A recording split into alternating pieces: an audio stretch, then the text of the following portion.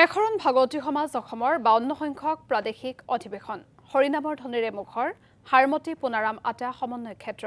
পুৱা গুৰু আসন প্ৰতিষ্ঠাৰে আৰম্ভ হয় কাৰ্যসূচী ধৰ্মধ্বজা উত্তোলন কৰে এশৰণ ভাগৱতী সমাজৰ অধ্যক্ষ প্ৰতাপ চন্দ্ৰ মেধিয়ে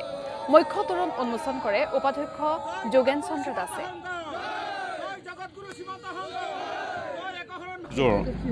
এয়া 52 সংখ্যক প্ৰাদেশিক অধিৱেশনৰ মহাপালনাম আজি পবিত্ৰ যি ভূমি হাৰমতী উচ্চতৰ মাধ্যমিক বিদ্যালয়ৰ খেলপথাৰতে আমাৰ 3, 4, 5, 6 এপ্ৰিল এই 4দিনীয়া কাৰ্যসূচী আমি অনুষ্ঠিত কৰিছোঁ। অসমৰ বিভিন্ন প্ৰান্তৰ পৰা ভকতসকল ইতিমধ্যে আহিব লৈছে। গতিকে মই আপোনাসকলৰ